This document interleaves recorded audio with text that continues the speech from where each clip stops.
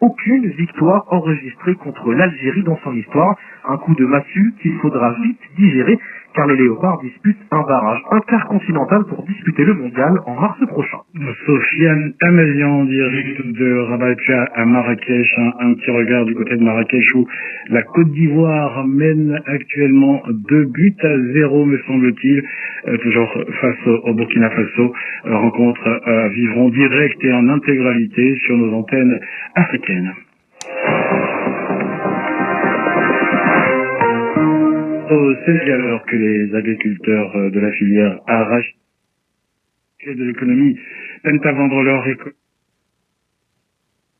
le Premier ministre Ousmane Sonko s'est rendu sur place. C'était hier l'occasion de faire un certain nombre de critiques et surtout de promesses. À Dakar, les explications de Léa-Lisa Lesteraf. Côté critique, le Premier ministre a reconnu une défaillance dans le démarrage de la campagne arachidière, mais a rejeté la faute sur le ministre des Finances et du Budget, Cher Biba, qui se trouve être par ailleurs un proche du président Bassirou Diomaye Faye. En cause, l'absence des subventions promises pour les opérateurs de la filière. En clair, l'État s'était engagé à financer les engrais et l'arachide, mais aucun financement n'a encore été débloqué. Résultat, les opérateurs économiques qui ont avancé les frais pour les semences et les engrais n'ont plus les moyens d'acheter les arachides. Le secteur tourne donc au ralenti.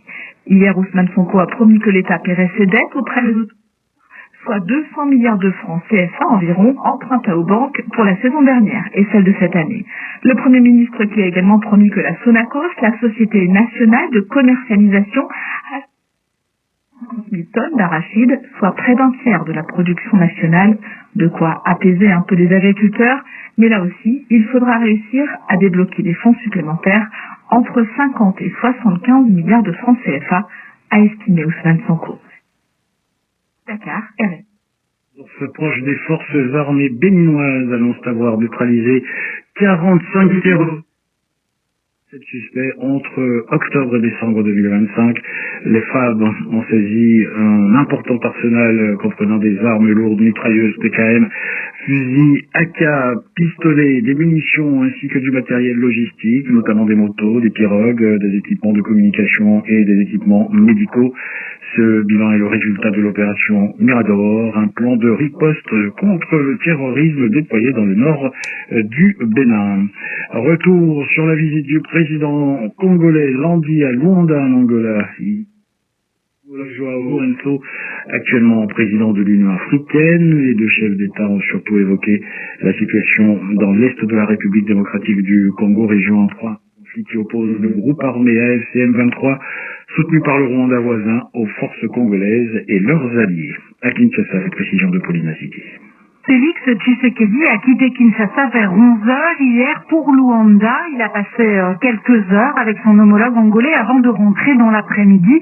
Une visite, selon lui, à l'initiative du président angolais. Avant de repartir, le chef de l'État congolais avait soumis des propositions qu'il a jugées très intéressantes dans la recherche d'une solution pacifique au conflit.